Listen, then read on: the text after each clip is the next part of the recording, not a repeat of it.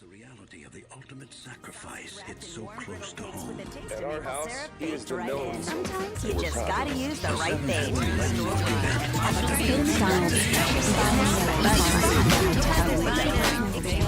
Welcome to That Voiceover Podcast, the show for and about the voiceover profession. I'm Michael Greco. Our guest today is Huck Liggett, the owner and head of casting at LA's oldest continually operating voice casting facility, the Voicecaster. It's in Burbank, California here. Voicecaster itself has been around since 1975, and in that time has cast more than 15,000 projects. Huck joins us now to talk about all things voiceover.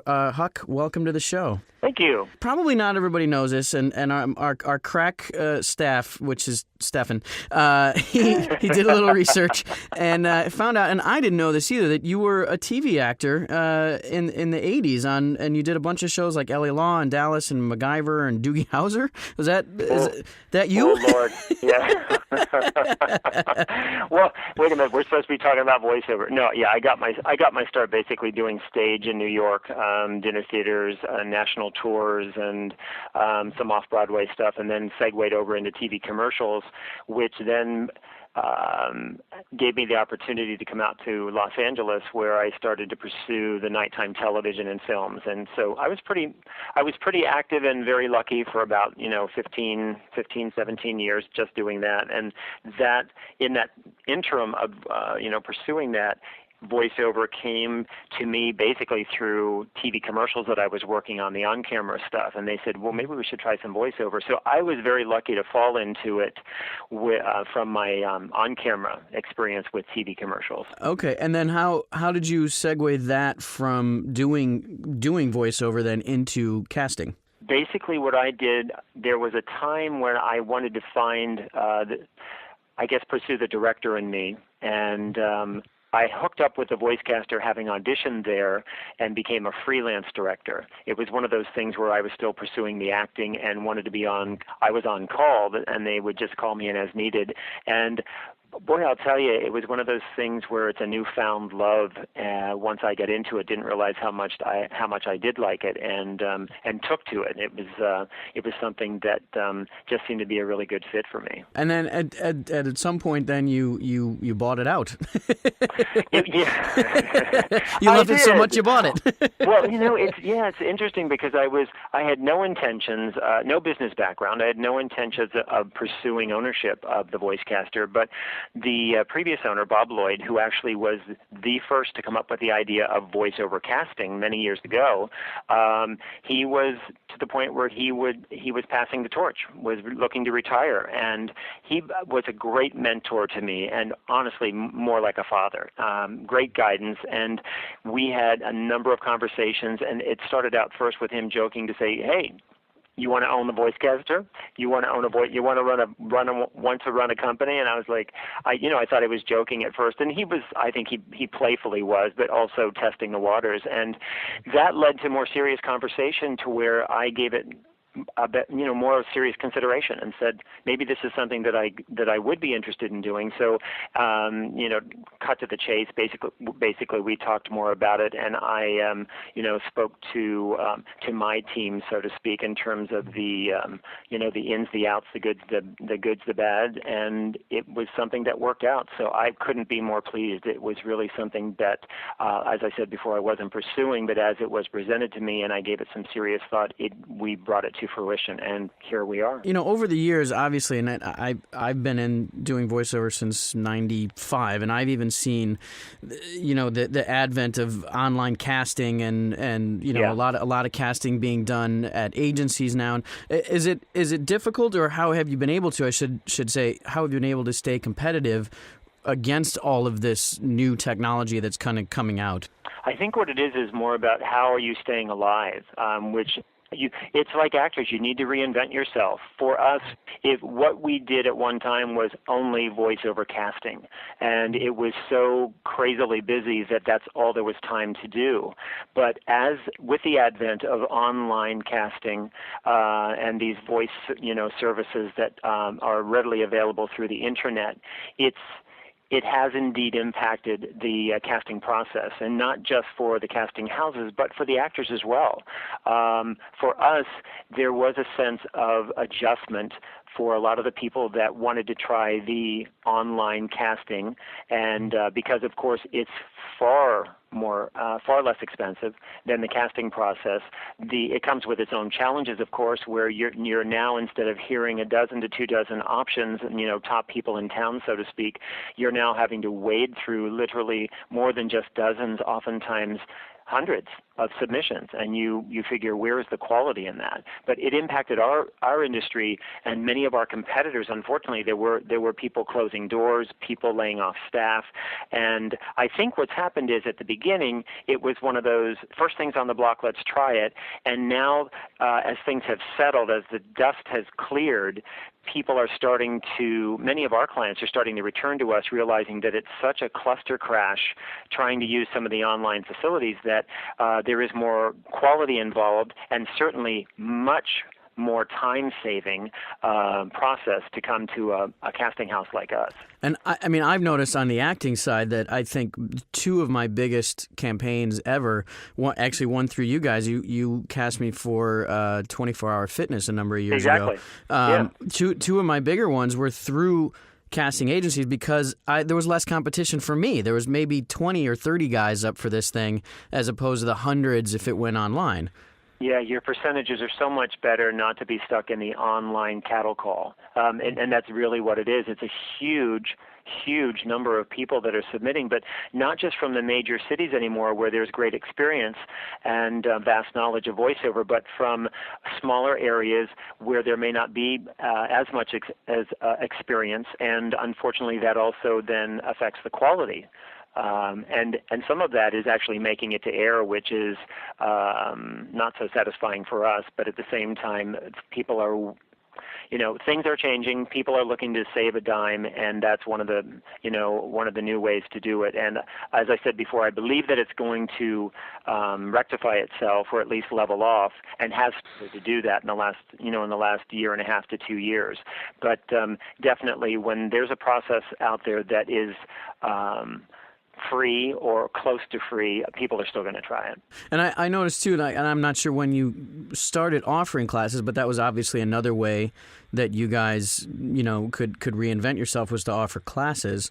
Well, the thing is that we had classes prior to a lot of this, and because we were so busy with the casting, we didn't really advertise. For years, we never advertised, and we still don't really do that much advertising of the workshop. Our workshops are filled through word of mouth, through the agents that we work with, through actors that come in here through our doors on a daily basis, through previous students, and word of mouth has been very kind to us.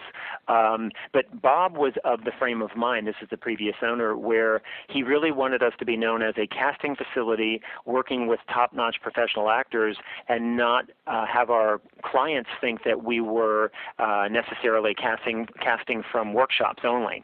And as you become a workshop facility, unfortunately, oftentimes that comes into play as well, where people are thinking that, well, are they just doing the workshops to cast strictly from the students that they work with, and then therefore our caliber of talent is not as experienced or as high caliber as the LA working actor. When I took over, it was one of the things that I thought would help us is to advertise a little bit, because, again, we needed to diversify, and as things started to slow down a little bit or adjust with casting, that was one of the things that we started to do. But other things that we added to the palette were producing demos. We do commercial demos here now. We have a process called VO and Go, which, given the whole new system of online auditioning and people with home studios, has really been a very important process to the game. And what I mean by that is this: a lot of people are stuck in their home studios. They're submitting from outside of their agencies, and unfortunately not getting direction. They're not getting hands-on with someone, being creative with them, challenging them, having them think of alternate options. And VO and Go, which is basically Voiceover and Go, where actors can come in here and for a very nominal fee bring their auditions to the voicecaster, have our expert direction, and then we would record and direct them and send it off immediately to wherever it needs to go. It's a way of having a leg up on direction more than anything else, and for those that are out there constantly doing things from home, a way to just refresh and renew, because it's so easy to just to get stuck in a rut and doing it the same way over and over again if you're not bouncing it off of someone. That's an interesting point of the home studios. I mean, obviously, more and more actors. I'm talking to you from mine actually, and a lot of us have them. And I think sound quality is fairly easy if you get some good foam and a decent microphone. You're going to sound okay. But you're right in that the direction that you would get, unless you're miraculous and don't need direction, which I think everybody does. Do you guys teach that as well in your classes, is how to direct yourself if you can, or are your classes more for working actors or beginning actors, or do you do the whole range? We teach on all levels. We have we don't have a lot of workshops here. We try to pack a lot into a shorter period of time, and so we have a beginning class which does your basic introduction to the microphone, mic technique, working with scripts, taking direction, making adjustments, those types of things, and then working on the three main categories in commercials.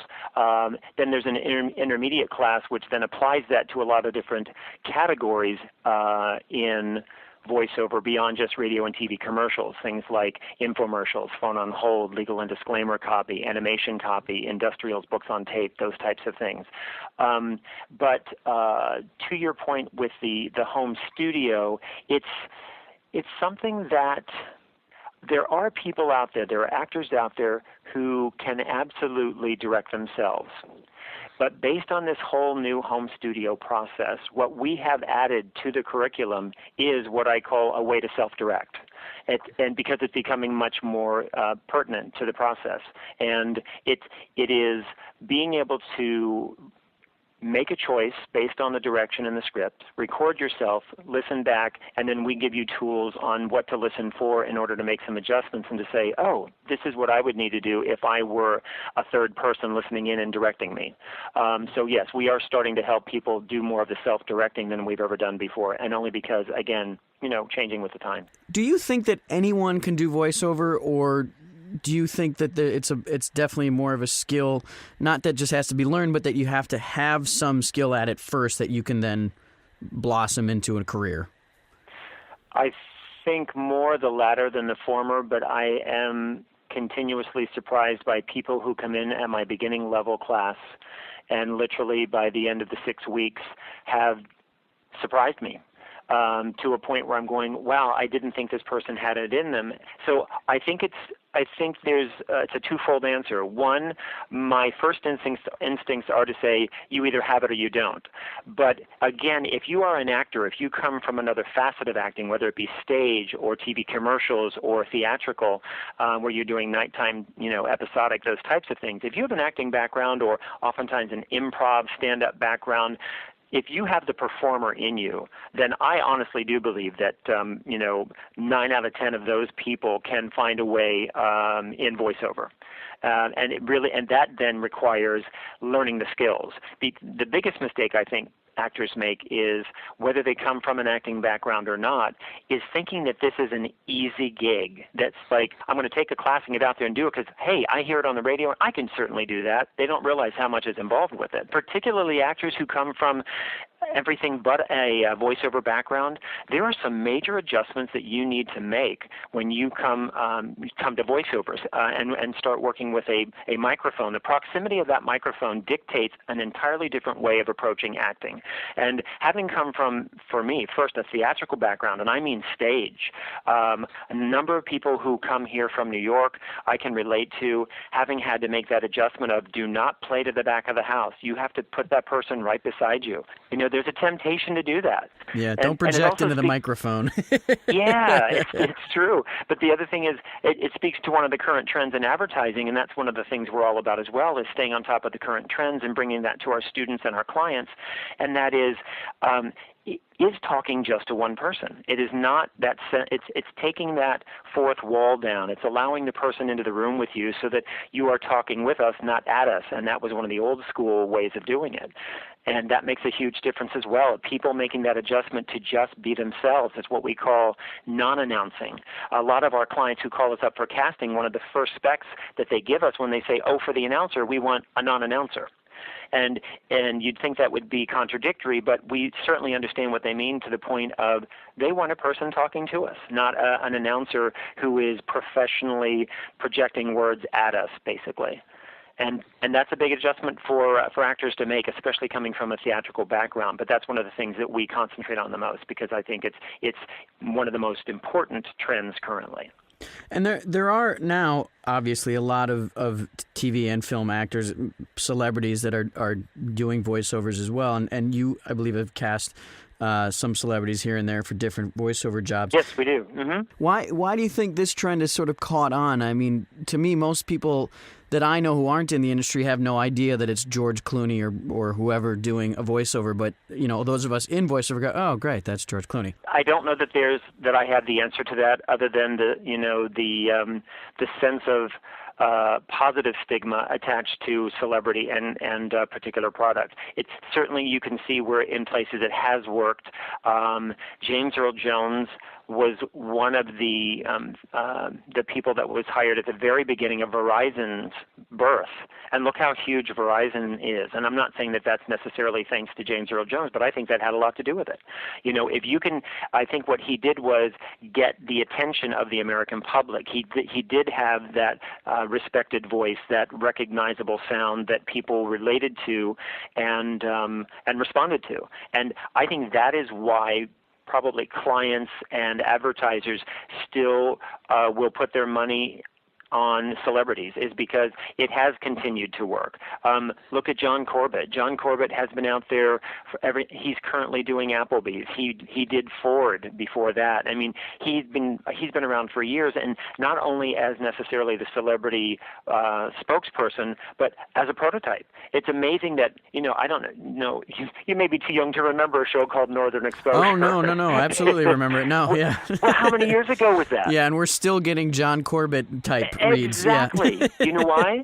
Because he's down-to-earth, honest, relatable, likable guy, and that is what that will sell every time. That will always help to sell. So, I think there is that sense of attachment to celebrity where it doesn't necessarily have to be, because, as you said, there are a number of celebrities out there endorsing products that the majority of the American public have no clue who it is. They don't know that. But the advertisers themselves feel content in knowing that they've spent that money and really do believe that there's a sense of pride and ownership. I think so. I think that's why they spend the money. But I think it's always going to. There will always be room for celebrities out there endorsing products. It just will. Are there other trends that you've seen lately? I mean, obviously, there's thankfully, a lot more women talking to women about women's products, and older men talking to older people. Mm-hmm. They've finally come around to, hey, let's let the specific generation talk to themselves. Well, that's one of the most important trends that we are trying to respect and support in. And this is, I also share in the workshops with the classes, to say it used to be dominated by men. Voiceover used to be dominated by deep, big piped announcer guys. And what's happened more recently is not just a trend for women, but, as you said, a trend for younger, older, for different ethnicities, for more character-driven voices, as opposed to the polished, professional-only announcer-type voices, men and women. And automobiles specifically were almost totally dominated by male voices. Take a listen now. There are not only women doing, and we've cast some here, that are not only doing the tags, the legal and disclaimer, but are doing the main portion of the commercials as well for automobiles. And we find that very exciting. I mean, there's room for, right now, I think, more than any other time in voiceover history, there is room for everyone. And I mean on all different levels, age-wise, doesn't matter the sex or the ethnicity, character versus non-character or announcer sound. But the bottom line to that is there is room for the new talent, but the new talent must understand it's not being handed to them. They must commit at a competitive level in order to gain entry into the voiceover world, because it is cliquey. But I am here to tell you, having been on the other side and now on this side of the microphone, that our clients and even the agents, they are always looking for that new voice. But a voice at a competitive level. You have to have done your homework. This, like anything else, needs to be treated as a business, and you need to invest that time in order to have the payoff down the line. So somehow do either, whatever training is necessary to get you to the point of being as competitive as the people you will now be meeting at the auditions. I got one last question, and it's basically, when we as actors come into the Voicecaster and we're hopefully on time for our audition. You better be. What is it that you think puts one actor over another as far as getting the job? Like what do you think sets that actor apart, and how do you think that us as actors can try and strive for that? Casting process is such a subjective process that there may not be a clear-cut answer to that, but if I were to answer it most honestly for me, I would say it's learning who you are and playing to those strengths. As opposed to a lot of actors feel the obligation to come in and entertain us or to get us to like them, and by doing so, losing themselves in the process. And unfortunately, because of the current trends, honesty is what we're looking for most often. And you lose that sense of reality, being natural and being honest, when you start to play something else. And it's just like, I just want them to like me. I want them to hire me. And it's like, you know what? Come in. We are calling you in because we think you're appropriate given the specs. And be true to you. Don't play somebody else. Don't be you pretending to be someone else. Be you, making that slight adjustment of direction, whether it be warm and friendly, sarcastic, playful, wry, more professional. But let it be Mike being professional, not Mike playing somebody else being professional, somebody else's idea of doing that. I think that would be my best advice, is to say be true to yourself, because that is the only way to be most individual and specific and to stand out by doing just that. Huck, thank you so much. That's great advice, and thanks for talking with us here on That Voiceover Podcast. It was my pleasure. Thank you very much. That Voiceover Podcast is a co-production of Half Full and Get Creative Inc. For more information, go to thatvoiceoverpodcast.com or check us out on iTunes. Thanks for listening. I'm Mike Greco.